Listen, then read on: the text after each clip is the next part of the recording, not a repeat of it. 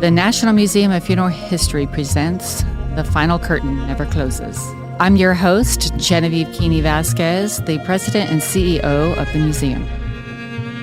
And today I'm very happy to welcome Jason Engler, who is a historian on cremation, has one of the world's largest collections of urns in the world. And we are here to talk about our wonderful journey in creating the History of Cremation exhibit, and where I actually got to meet Jason and learn to work with him. So welcome, Jason. Thank you so much, Jen. It's so good to be here with you. And you make it sound like you had to learn to work with me. Yeah, there was a bit of a learning curve. We had a good time. That's for sure. We've had a good time. Yeah, I basically just learning the knowledge that you have. That's what I talk. When I talk about learn, it was understanding the depth of the history that is like seriously locked in that brain of yours. I want to say perplexed by it. And I was like, really? How does this man know all of this stuff? Fascinating. So tell me, where did this journey begin? When did you start this fascination with cremation? Way back. So it actually started when I was about 8 years old, and my step-great-grandfather passed away. And he was cremated, and I just always thought that was fascinating. And I remember seeing his urn. And then a few years later, I started becoming interested in being a funeral director. And when I became interested in being a funeral director, I remember we were driving by a cemetery, and my dad said, "Jason, you like cemeteries so much. Why don't you become an undertaker?" And I was trying to figure out what an undertaker was. I went to the library, and of course, the only thing I could find was The Undertaker, the professional wrestler. Because you have to realize this was in the 90s, and professional wrestling was like in big time. So as I went through this process of learning about undertakers, I also met, in air quotes, the Undertaker's manager, Paul Bearer. And Paul Bearer was this like spooky, kooky mortician guy who would lead the Undertaker out into the arena, and he would lead the Undertaker with this urn. And I was absolutely fascinated with the urn. So I took, I started on this like journey of trying to find that urn because I wanted to find one like it. I knew I could, and I knew it had to be a real urn because it looked like a real urn. And that started the process. And soon thereafter, I started calling urn companies and getting urn catalogs and learning more and more about products and product lines and that sort of thing. And went through that whole process all through my teenage years. And by the time I turned 20, there was a new book published about the history of cremation. And I got that, and that started my journey on the history of cremation. So it was an interesting source that it came from, which I'm not. I used to be a little leery of saying that to people that I learned. I became interested in urns from Paul Bearer because they're like, who?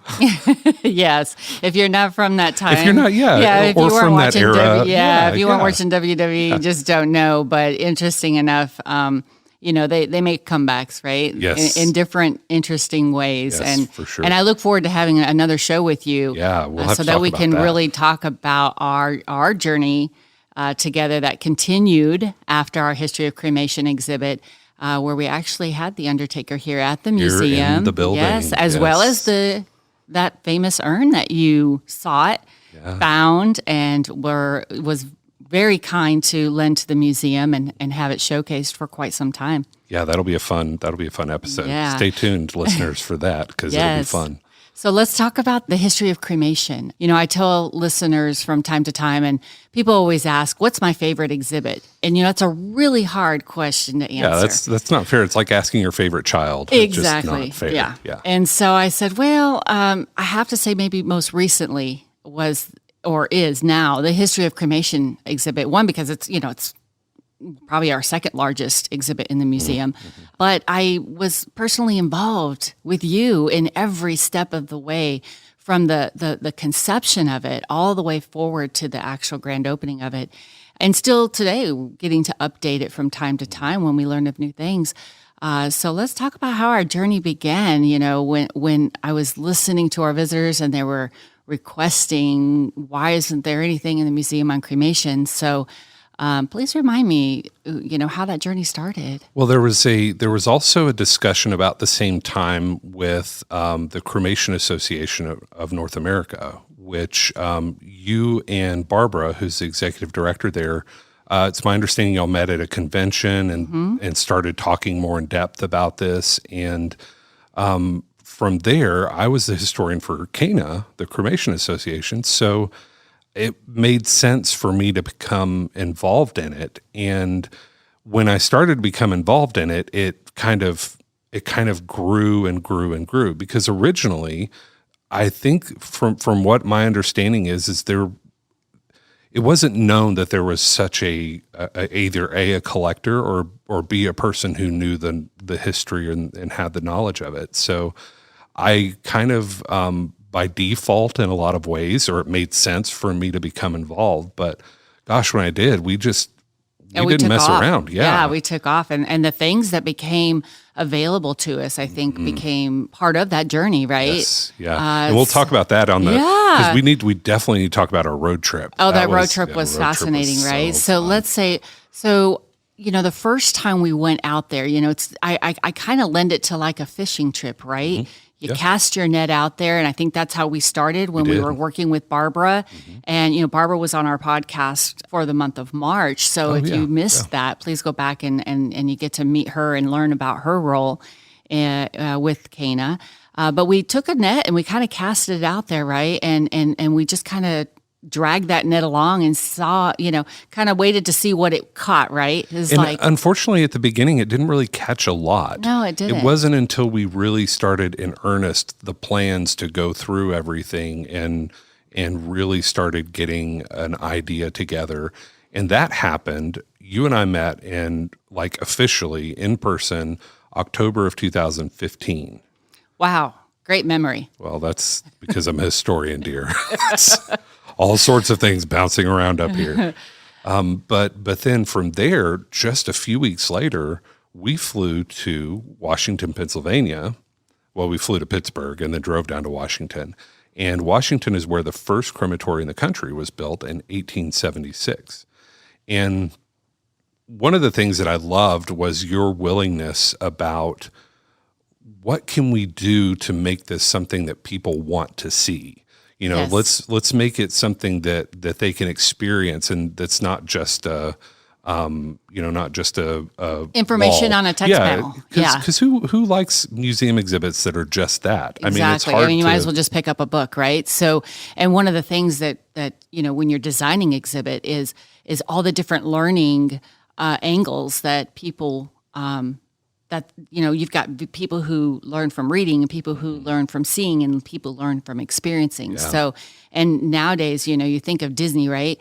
It's all about immersion, right? It's about that. It's all about experience. Yeah, it's experience and making them feel there. So, so why not? Let's bring the first crematory in North America here to Houston. It was funny because there was some discussion when we were initially talking about the exhibit. I don't know if you were part of I think I mentioned this to you. I don't think you were part of the conversation, but some of the past presidents and Barbara from CANA and I had talked about, they said, why can't we go get the Lemoyne crematory and move it to Houston and, something like that? Is there a way that we could buy it or do something like that?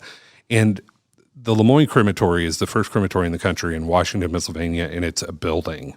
They literally were built as buildings. So it's not like modern crematories where it's like a machine that picks up and moves or with a crane or something like that. This is a full-on building. Yeah, with brick walls and everything. Exactly. Yeah, and how long is that building? That building's from the 1800s? 1876. I think if you even think of removing one nail, it's like a deck of cards, who knows, right? Yeah, who knows what's going to happen. So what did we do? We sat in the lobby of the hotel in Washington, Pennsylvania, and we came up with the idea to basically reconstruct. Yeah, build it ourselves, take the whole concept, right? Mm-hmm. So I remember us being there with the Historical Society, and they allowed us to walk through and take measurements of everything. It was such a cool thing. And so, we took all of those details and took them to St. Louis. But there was this journey that we took between Pennsylvania to St. gosh. Louis. It started in Pennsylvania for you, dear, but it started for me in Newark. Yes. Let's talk about that heavy door we had to pick up. Oh my gosh, that was so interesting. But I'm glad we had it because of the snow. Remember the snow? The snow, yes, it helped give us the weight to the vehicle. It gave us the weight to the vehicle. But how many people can you say are riding around the country with a 500-pound iron door to a crematory? Yeah. Yeah. I mean, I kind of wish we had gotten pulled over just so we could, explain what that was, right? Yeah. It's Come have a look, sir. Yeah. Being in the museum field, I don't hesitate to go pick up a casket and have it in the back of a van, right? Yeah. I mean, to us, it's nothing, but to the outside person looking in, I think it's like, what? It's creepy. So that door, so let's talk about that road trip. Yeah. So after we got the museum exhibit kind of concept down, and one of the things I'd like to say about that is that we measured that building, and our exhibit is exactly the same measurements with two exceptions. The first exception is that we had ADA doors. Correct. We had to do that. So the doors are a little bit wider. And the other is to make more room in the cremator room. The first room you walk in the exhibit, we had to make the cremator about 2 feet shorter so that we had enough room to show everything we wanted to show in that room. But other than that, it is exact replicas. Yeah. In fact, the table, what we would call a bier or a catafalque, the table was such a perfect replica that when I took a picture and sent it to Clay Kilgore at the Washington County Historical Society, he told me later, he said, I drove up to the crematory to make sure that you didn't come steal mine because it looks so much like it. And it really does. It's amazing what our fabricator did to just create this perfect replica of the whole experience. Yes, it is. And then of course, let's talk about some of the artifacts that the Historical Society were kind enough to lend us. I mean, we have a small apothecary jar with actual cremated remains. Yes. Yeah. The actual cremated remains of Baron de Palm, who was the first person cremated in a modern cremation chamber in the United States. Yes. And there are only, so the primary part of his remains were scattered at sea is what the historical record says. But the Washington County Historical Society actually has only about 3 to 4 of these apothecary jars that were given to the doctors in attendance, medical professionals in attendance of that first cremation, just to show that cremation was clean and it purified the remains and that sort of thing. So yeah, we talk about the doctor, and I'm going to take a sidestep. People do not realize that our profession actually came out of surgeons and doctors, right? Absolutely. Surgeons were our first embalmers, and the doctors were the first ones, believe it or not, that came up with cremation. Yeah, they were worried about poisoning the water and poisoning the air with decomposing bodies. So that were diseased and spreading that disease. So they came up with cremation in order to help stop the spread. Right. Yes. Right. That's how it got its movement. Kind of like the CDC, right? Yes. The Center for Disease and Control. Yeah. That was them back in that day, right? Yeah. In a lot of ways. Yeah. But the other really interesting thing we have from the Washington County Historical Society is the casket plate that was on the Baron de Palm's casket. Mm-hmm. We also have the record book where the person who operated the crematory would actually record the cremations. Yeah, kind of like a play-by-play book, right? Of really, exactly really cool. That was what was going on. And, right. And I always tell when I'm giving a tour of the museum, there's a New York Times article that we now have on display. And if you have time to read the whole article, it really gives you an in-depth look of what was really going on. It's so interesting. Yeah. And it was, cremation then was a lot different than it is now. It was a lot more experimental because they didn't have a precedent. They didn't have anything to learn from. So essentially they were trial and error. And also then, cremators now get up to 1,800 degrees at most. If it gets above that, then it starts to create a lot of problems. But then it was, 2,500, 2,000 to 2,500 degrees. And it was a very different experience too. There was no flame within the chamber. It was a fully enclosed chamber only with heat on the outside. So it was like, almost like calcination, like reducing the body by heat and not by flame. So that's a big differentiation of what cremation is then versus now. Yeah, and then the heat also was generated by coal. Yes, back coal. then. Yes, and now it's natural gas. Yeah. You know, most use natural gas, but it was a form of coal called coke, which is an interesting type of coal. It has a weird connotation to it. When I first started reading about the history of cremation and learned that they would put coke in these things, I thought, wait a minute. Are we talking Coca-Cola? This could go two different ways here, three different ways actually. But no, it was just very interesting to see how different everything was and what the different methods were at the time. Yeah, because I know part of our struggle in the design phase was where do we begin this journey, right? Because cremation's been going on for so long. For as long as recorded time and before. As from pagan rituals to looked at as frowned upon by the Catholic religion for so long. It was a way of almost like what would you say? It was like a step down way of disposing a body. Correct. That's what the Catholic Church and a lot of the opponents of cremation truly thought, that it was a degradation to the body, and it's meant to achieve the same effect that burial does, but in a shorter amount of time, because eventually the body is going to turn back to dust. That's nature's way. Exactly. Ashes to ashes, dust to dust, exactly. Right? That's where that saying comes from. But with cremation, they were worried, especially with Christian ideas and Christian concepts at the time. The resurrection was a big deal, and the mind could not conceive at the time that the body would decompose to dust anyway. And so they were like, well, how can you be resurrected if your body's not buried? So it's just an interesting journey all the way through the history of cremation. We could do an entire podcast on that, because trust me, there have been full discussions, and they take an hour and a half, 2 hours just to talk through the whole thing. So but we'll definitely have to circle back to that at some point. Yes, definitely. So we settled on just starting in North America and talking about the cremation and how it began in North America, and by giving an immersive experience to visitors, by allowing them to walk in to the first crematory in North America in Washington, Pennsylvania. It's almost like a teleport, right? Yeah.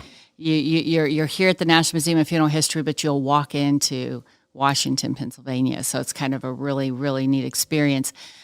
So we talked about the door already that we now have on display that got to ride many, many miles across the country. So let's talk about that road trip. That was an interesting, yes. road trip. So that was 2018. It was March, and we took a gamble by flying to the Northeast, where who knows what the weather was going to be, because it's the Northeast and it's still winter at the beginning of March, in like a lion out like a lamb.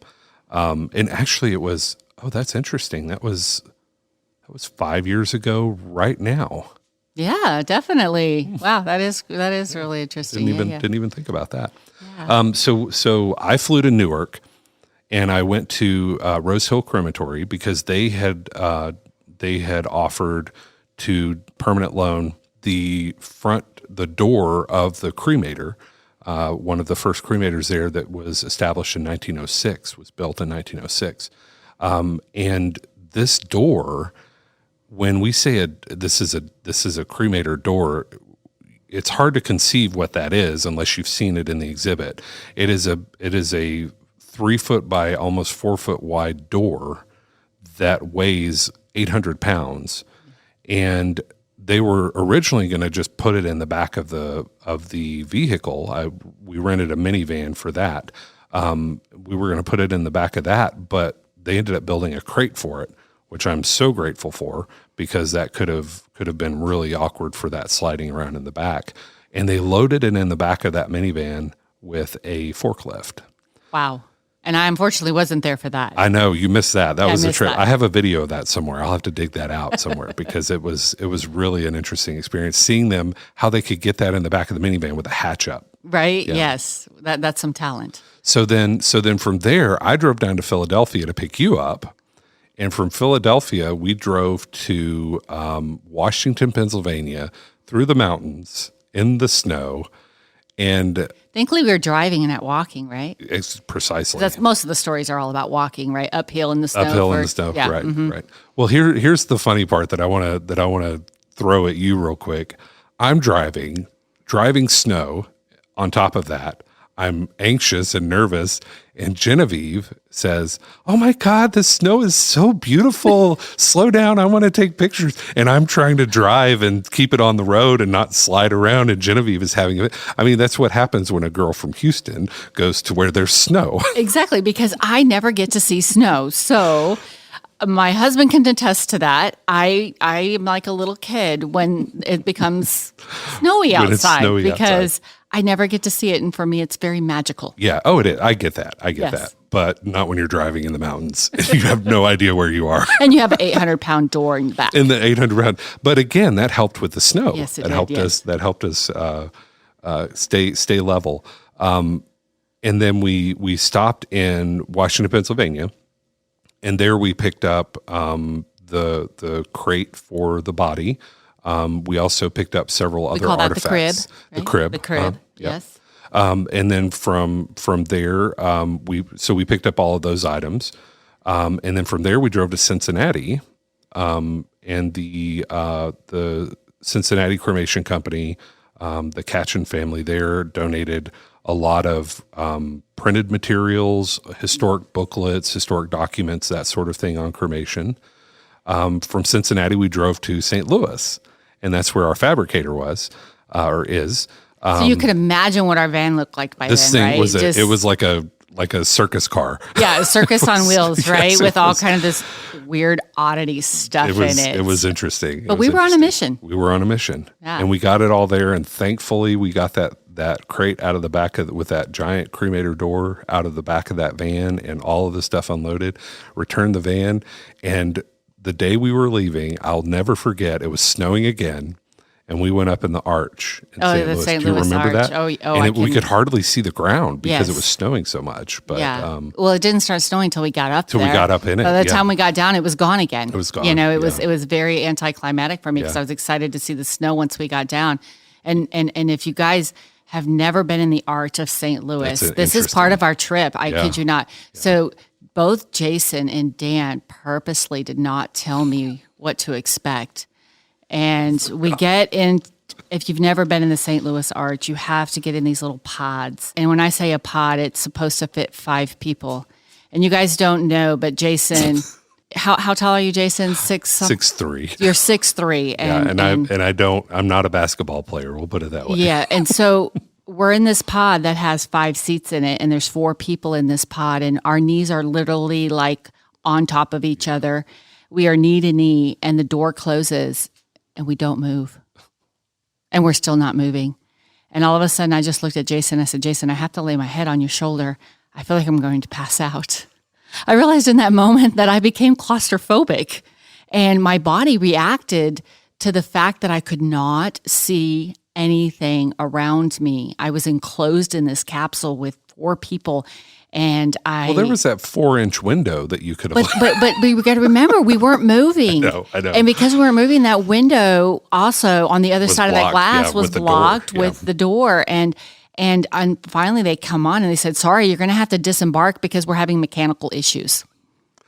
So we got out, and See, I'm the historian, and I don't remember this, but I remember it when you're saying it. I remember. I'm like, oh my gosh, I forgot about that. I remember because of the impact it had on me, and I was really perplexed that I had that type of reaction. I regrouped myself, and they said, "Okay, you can get back in," and I was like, "Oh, I don't know if I can," but I pulled up my big girl straps, and I went back in there, and then we started moving. And once we started moving, I was okay because then the window gave way to the staircase that the people would use to walk up and do any mechanical, necessities. Yeah, you could actually see something. You can outside. see something. You could see a stairwell. I could see an exit if needed, right? But I remember that your anxiety started up again. Yeah. When you go part of the way up, and they have to readjust because you're going up the arch. Mm-hmm. And so you slow down really slow, and then the pod starts to turn with you in it, and then it straightens up, and then it turns with you. It's it's a very interesting experience. So it's kind of, you can kind of lend it to almost being buried alive, right? I mean, could you imagine? Except the movement. Yeah, the movement, of Other course. than Yes. that, but yeah, that pod buried alive with 4 people that you only know one of them. Yeah, exactly. Crazy thought. But yeah, so I remember. And then, but another thing that I remember is that you wanted to stop at almost every cemetery between Pennsylvania and St. Louis. That is not untrue at all. Not at all. I mean, I think I learned and saw more mausoleums, cemeteries on that trip than I ever thought I would. I think I took you to 2 others too, just there in St. Louis, 2 historic crematories there in St. Louis. And that was a really cool time, because that's when everything really came together for the cremation exhibit. For about 3 years, we were doing the minutia, the little things, getting everything where it needed to be, raising money, getting stuff where it would place, getting the plans done. We had in 2017, I remember we had the kind of the unveiling at the golf tournament that year. Yes. And then in 2018, we had the bones up of the building, of the crematory just the walls building. and Just stuff, the yes. walls, and let people walk in. But then in September, we had it all completed, and that week was so much fun for me, because here's all this work that you and I had spent so much time on. Years. And Barbara would come in, and she would enter in her part, and then Dan Blanton, our fabricator, would come in, and just the 4 of us, but mainly me and Genevieve. There were times we'd spend a whole week together. Yes, definitely. But we came up with this really, really cool exhibit. I mean, I'm very proud of it. Oh, I am too. And it's interesting to, for people that don't understand what it takes in creating an exhibit, the most important component of the exhibit, besides the design, are the artifacts that you put in it. And if you can't get an artifact, you don't really have an exhibit, right? So that was probably our biggest challenge after figuring out where do we start, what time period do we begin this exhibit, and then, like I said, casting that net and see what was out there, and we managed to catch some really big fish. We had some really, really good stuff with the cremated remains of Baron de Palm, the cremator door from the cremator in Washington, Pennsylvania, that's in the Lemoyne room. Yes. And then also the one from Rose Hill in Linden, New Jersey. And then American Cremator came forth. So I have to tell you, I'm a cremationist. I mean, as in I'm a certified cremator, operator. And I used to cremate. I worked at a pet crematory, and I cremated animals for people. And I've always been fascinated with the process of cremation and the science of cremation, how to make the cremator work and operate and keep it under control, right? Because you got to keep that machine under control. Yeah. And so one of my visions was always to have the front of the cremator in our museum as part of the cremation exhibit, to get people to understand what a cremator is, right?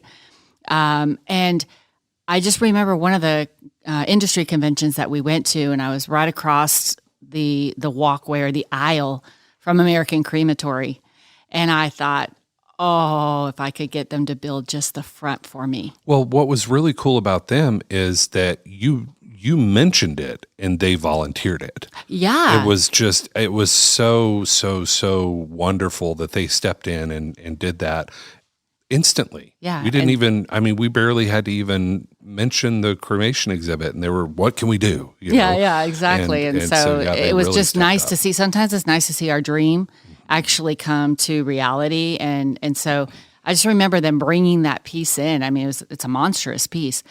Bringing it in and installing it. And I was like, whoa, finally I have this. Yeah, so I finally have it. Well, and so, I love that we put the TV in the opening. Yes, the TV. Yes. So people can actually understand the process of cremation. And it's done in a very educational way. And when I say educational, this is the same video that the Cremation Association of North America provides to people in the industry to teach them. To train them for operating cremation chambers. Exactly, yeah. So it's and people don't realize that there is a science to it, and there is a sense of finesse in operating these machines. Yeah. And then, of course, let's talk about the recycling companies, right? Because as we're like putting this exhibit together, we started realizing there's so many more components that. Well, the containers that we have from Starmark and AMA containers. Yes. They provided the containers, the minimum cardboard container for cremation. It's an alternative container. Alternative, thank you. That's the word I was looking for. Alternative container, aka otherwise known as a cardboard box, right? Yes. But it's very fancy, right? And it's what they use to put the body in, so that when the body gets wheeled into the crematory, it's done so in a very dignified manner, right? And then we use the cardboard box because that's a better material to have less of a carbon environmental burn impact, off, as well as it doesn't char the bones as much, because if people don't realize, cremation really at the end we're left with just the bones. Just the bones. And so you can see that there's some color variance within the ashes that are the end result based off of what the body was cremated with. Was it a casket or was it an alternative container? And I think those are, interesting things that we point out. And then, talking about the recycling, right? The, Mid-State Recycling was a great organization that stepped up and said, yeah, we'll work with you. What do you want? And I said, well, help us understand this whole recycling process that people don't realize, and give us some video footage so people can see it and we can add it to this video. And believe it or not, we're talking about the metal that's in the bodies that can't go into the pulverizer. It'll damage the pulverizer. Right. And the pulverizer is used to reduce the bones to the ash that most people are very familiar with. And so you've got to retrieve the metal out of there, right? And we're talking knee replacements, perhaps some hip replacements. We even have on display, we have the spine. Yeah, we have somebody who had a repair on their spine. And so any type of metal, even within the teeth, if you have metal within your teeth, all that takes out. And then they reduce all of that metal down. And recycle it. They melt it all down and recycle it. And in our video even talks about that some of that recycled material is now found in our cell phones. Yes. It's amazing that, all of this stuff comes to fruition when you do something as simple as creating a cremation exhibit. Yeah. And again, that's one of the things that modern consumers really appreciate about cremation is the multitude of options and ideas that come with it. It doesn't restrict. In fact, it opens up a lot more opportunities for services, for remembrances, for memorials, for placement of the remains, for multiple placements of the remains. You're talking about options, right? So let's fast forward to the end of our exhibit. Wait, we've got to go through the urns still because I wanted to say that for last. Okay. We'll step back to that because that one I think is really fascinating. Got some really cool stuff in there. Yeah, we do. But we were talking about the fact that after you get cremated, there's still so many more options, right? You could become a tree, right? I mean, that was really cool. And learning about being in an urn that's biodegradable, that you can just kind of become one with the ocean or one with the land. Yeah, the living urn. The living urn has that exhibit in our modern expressions area, yeah. And it's really fascinating to see that cremated remains can be placed beneath a tree. They have a really interesting soil mix that protects the roots of the tree because the roots of the tree try to grow outward first, but eventually they're going to grow downward. And by then the tree is established, but that little layer of soil helps to protect the tree roots from the cremated remains. Yeah, because isn't it true that the cremated remains are not, they're toxic. They are toxic. Yeah, because they have a large amount of ammonia in them. And a lot of carbon. So some of that is not so healthy. So they put nutrients in that help kind of counterbalance that. Exactly. To allow that tree to have the nourishments it needs in order to grow. Exactly. And I think a lot of people don't realize that either, Right. But we talk about all kind of fascinating things that we can do with cremated remains. Let's talk about the diamond, right? Diamond, yeah. I mean, we are carbon once we become cremated remains. And so carbon's what you need, time and pressure, in order to create the diamond. And I know within my journey of creating the exhibit, I actually took my sister's cremated remains all the way to Switzerland. At Guardanza, that company, they raised their hand and said, yeah, we would love to participate and be part of this amazing exhibit. And so we went to Switzerland, and you didn't get to go on that trip. No, I didn't. Thank you very much. Sorry. Yeah, I am too. But we got to see the process and how it works. But for me, I have to say that was probably the most difficult text panel to put together. Just because it's so much. Oh, it's so complex. Such a process that you really have to demonstrate it and show it for people to understand. There's an order to this process, and it's very scientific. And it took me a long time, but I got it. There's a lot of information in a little text panel. A lot of information in a 3x3 text panel. Yes, so exactly. 3 foot by 3 foot. Yeah. I mean, Jason, I can talk with you forever, right? Yeah, we could sit here and I know we're running day. low on our time, but let's go back to that urn collection. So we do have this amazing section within the History of Cremation exhibit that speaks to the urns. And I have to kind of say it's like a tribute to you, if you will, and your urn collection, because I think what we have out in that exhibit on display, I want to say maybe is like a tenth of your collection. Yeah, thereabouts. Yeah. Thereabouts. Yeah. And we luckily have several other contributors as well. Fresh Pond Crematory is the oldest continuously operating crematory in the country, and they donated 4 urns to us that are just unmatched. 2 of them are from 1895, and they are very, very ornate and decorative and very Victorian, very beautiful. And then there's one from the 30s, and then some from the time of World War II, when bronze wasn't used as for making urns at that time. But we have also some from the Cincinnati Cremation Company, Woodlawn. We have folks from different funeral homes in the area. A lot to mention, but it's interesting when you're sitting there talking about it. I remember, we visited those places in this whole process of doing the research. That was one of my favorite parts of the whole thing, was being able to go and see and visit and get to know the people that run it, right? And have been running it for years and years, generational. And that's one of the things I really appreciated about it too, was being able to help to tell their story also, because a lot of times these crematories in various parts of the country, they're in the back end of a cemetery, or they're not connected with a cemetery. And so they often get overlooked because they don't have the same draw as the huge arboretum and cemetery that's very popular in larger cities. But we're still able to tell their story as best as possible. And that's through pictures and words and urns and artifacts, and what a great exhibit overall to bring together. Yeah. So, I challenge people, if they get an opportunity and if they're traveling through a small town and they see some of these old mausoleums and they're open, go in them.